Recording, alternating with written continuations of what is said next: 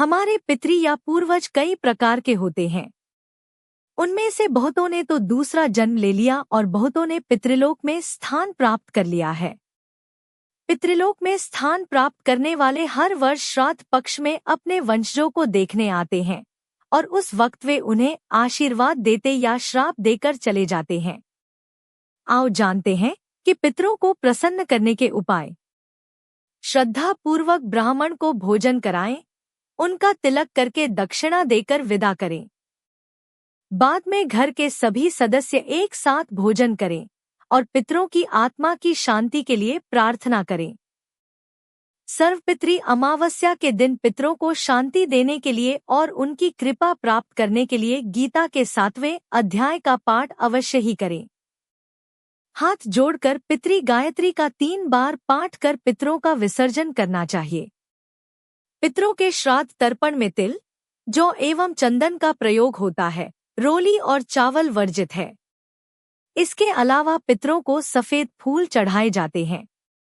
आज सर्वपितृ अमावस्या पर किसी नदी या जल तीर्थ के किनारे जाकर पितरों के लिए दक्षिण दिशा की ओर 14 दीप जलाना चाहिए और उनसे भूल चूक की माफी मांगकर अपने स्थान पर जाने की प्रार्थना करनी चाहिए। सर्वपितृ अमावस्या के दिन पीपल की पूजा विशेष विधान है, क्योंकि मान्यता है कि इस पर पितरों का वास होता है। श्राद्ध तिथि पर सूर्योदय से दिन के 12:24 की अवधि के बीच ही श्राद्ध करें। इसके लिए सुबह उठकर नहाएं, उसके बाद पूरे घर की सफाई करें।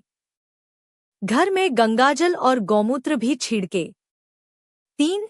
दक्षिण दिशा में मुंह रखकर बाएं पैर को मोड़कर बाएं घुटने को जमीन पर टीका कर बैठ जाएं। पितरों की उम्र के बारे में कोई जानकारी नहीं है, लेकिन पितरों के बारे में कुछ और बातें जानें। पितरों को देवता माना जाता है और वे सब जीवों के आदिपूर्वज हैं। मनुस्मृति के मुताबिक ऋषियों से पितर, पितरों से देवता और देवताओं से संपूर्ण जगत की उत्पत्ति हुई। पितरों के देवता अर्यमा हैं, जो अदिति के तीसरे पुत्र और आदित्य नामक सौर देवताओं में से एक हैं। पितृकुल में पिता, दादा और परदादा शामिल होते हैं।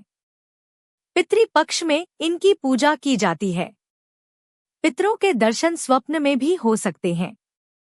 मन में किसी के प्रति बैर न रखना, ईमानदार रहना आदि गुण मन को पवित्र बनाते हैं।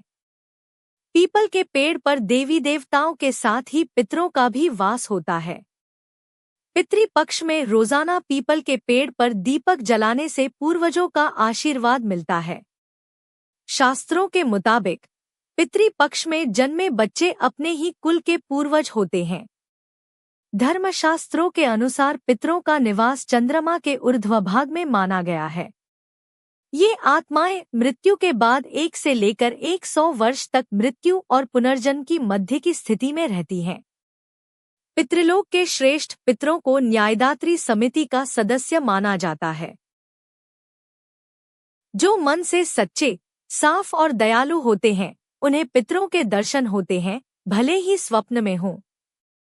ये परीक्षित है।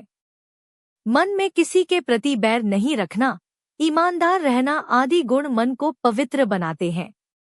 अदिति के तीसरे पुत्र और आदित्य नामक सौर देवताओं में से एक अर्यमन या अर्यमा को पितरों का देवता भी कहा जाता है।